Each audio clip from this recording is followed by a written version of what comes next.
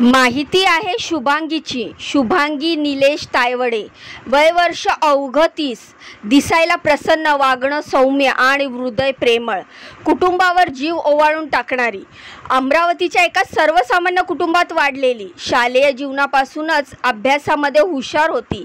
तिचं स्वप्न होतं समाजासाठी काहीतरी करायचं. यामुळे तिने आरोग्य विभागात काम करायची दिशा निवडली.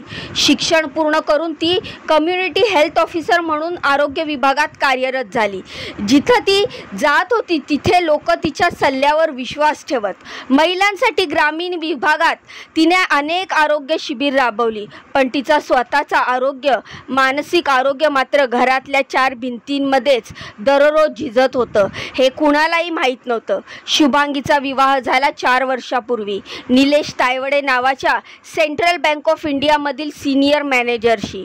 निलेश आणि त्याचा परिवार आर्थिकदृष्ट्या सुसज्ज, शिक्षित, प्रतिष्ठित मानला जाणारा. शुभांगीच्या कुटुंबालाही वाटलं आता आमची लेक सुखी होईल. जय भोले कंपनी कॉलनीतील परिसरातील घरात तिचं सासर सुरू झालं. लग्नाच्या सुरुवातीला सगळं ठीकठाक होतं. फोटो, हसणं, बाहेर जाणं, सण उत्सव सगळं अगदी नॉर्मल. पण जेव्हा लग्नातल्या सोपस्करांचे पडदे खाली आले तेव्हा वास्तव्याचं नाट्य समोर आलं. शुभांगी आणि निलेशला 2 मुली, एक 3 वर्षाची मुलगी आणि दुसरी केवळ 1 वर्षाची. त्या 2 चिमुकल्या जीवांमध्ये शुभांगीने स्वतःला विसरून टाकलं. दूध, शाळा, गोष्टी, आजार, झोप, तिचं आयुष्य मुलांभोवतीच फिरत होतं. ती फक्त आई नव्हती, ती त्यांच्यासाठी पूर्ण विश्व होती. रात्री नवऱ्याच्या त्रासाने डोळे पाणावले तरी सकाळी ती हसतच मुलींना उठवायला जात होती. कधी त्यांना काही लागलं म्हणून तिला स्वतःच्या गरजा तिने बाजूला ठेवल्या. तिने संसार टिकवण्यासाठी झिजणं स्वीकारलं. पण नातं टिकत नव्हतं. कारण प्रेमाची भिंत वरून सुशोभित होती मात्र आतून दररोज ती उद्ध्वस्त होत होती. लग्नाच्या काही महिन्यातच निलेशच्या स्वभावात बदल दिसायला लागला. तो कधीही कारणाशिवाय चिडायचा, तिच्या कामावर टीका करायचा.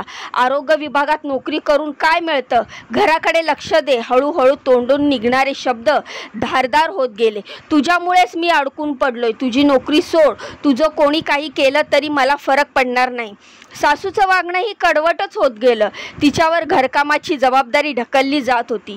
मुली लहान, नोकरी, तणावाची आणि घरात एकतर्फी लढाई. शुभांगीचं आयुष्य कुठे निघून जातंय हे तिलाच कळत नव्हतं. शुभांगीचा मानसिक छळ सुरू होता पण ती गप्प राहिली. आई वडिलांना काळजी नको म्हणून, समाज काय म्हणेल म्हणून आणि सगळ्यात महत्त्वाचं आपल्या मुलींसाठी. तिला वाटलं कधीतरी निलेश बदलेन. पण नातं तेव्हाच संपलं होतं. फक्त ती शरीराने त्या घरात होती. कधी कधी रात्री उशिरा ती फोनवर आईला हळूच म्हणायची, आई मी थकली आहे पण माझ्या मुलींसाठी जगते आहे. आईच्या काळजाचा, वेदनेचा चटका लागायचा. पण दुरूनच खूप काही करता येत नाही. 24 मे 2025 सकाळी शुभांगीचा दरवाजा उघडला गेला तेव्हा तिचा मृतदेह छताच्या हुकाला गळफास लावलेल्या अवस्थेत आढळून आला. घरात चिमुरड्या मुली खेळत होत्या. त्यांच्यासाठी जगणारी आई आता एका क्षणात कायमची शांत झाली होती. घटनेची माहिती मिळताच गाडगेनगर पोलिसांनी तात्काळ घटनास्थळी धाव घेतली. मृतदेह शवविच्छेदनासाठी अमरावती जिल्हा सामान्य रुग्णालयात नेण्यात आलं. कुटुंबियांनी शवविच्छेदन तात्पुरतं थांबवण्याची मागणी केली. शुभांगीचा लहान भाऊ येईपर्यंत काही करू नका. शुभांगीच्या आईवडिलांनी पोलीस ठाण्यात दाखल केलेल्या तक्रारीत गंभीर आरोप केलेत. ही आत्महत्याने तिचा छळ करून तिला फासावर लटकवले. पोलिसांनी त्वरित निलेश तायवडे आणि त्याच्या आईला ताब्यात घेतलं. चौकशीला सुरुवात झाली. शुभांगीच्या फोनमधले मेसेज, तिच्या डायरीत लिहिलेल्या काही नोंदी, कॉल रेकॉर्ड्स सगळं तपासलं जाऊ लागलं. काही मजकूर असाही होता, माझं अस्तित्व काहीच नाही पण माझ्या मुलींसाठी मी झिजते आहे. कधीतरी या छळाचा अंत व्हावा. या ओळी पोलिसांचंही मन हेलावून टाकणारं होतं. सध्या या प्रकरणाचा तपास गतिमान आहे. पती व सासू पोलीस कोठडीत आहेत.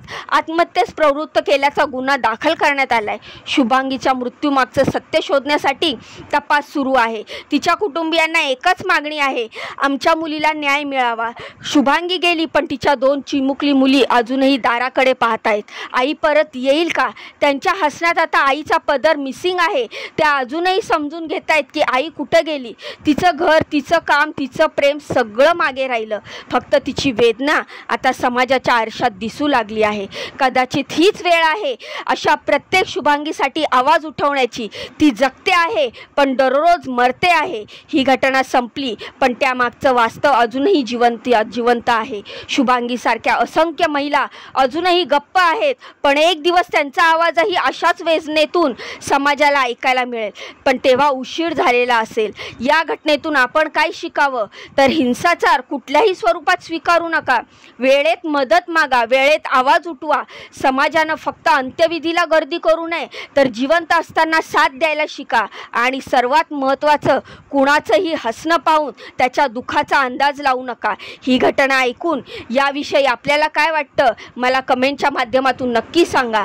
आणि ह्या माहितीबद्दल तुमच्या काय प्रतिक्रिया आहेत ह्या देखील मला कमेंटच्या माध्यमातून कळवा. तर ह्या माहितीबद्दल तुम्हाला काय वाटतं हे ऐकायला, हे वाचायला मी उत्सुकच आहे. आणि जाण्याआधी व्हिडिओला लाईक करा, चॅनलला सबस्क्राईब करा. तुमच्या या बहिणीला पुढे जाण्याचा एक चान्स नक्कीच द्या. तर भेटूया पुढच्या व्हिडिओमध्ये अशीच महत्त्वपूर्ण नवीन माहिती घेऊन. तोपर्यंत स्वतःची काळजी घ्या. बाय आणि नमस्कार.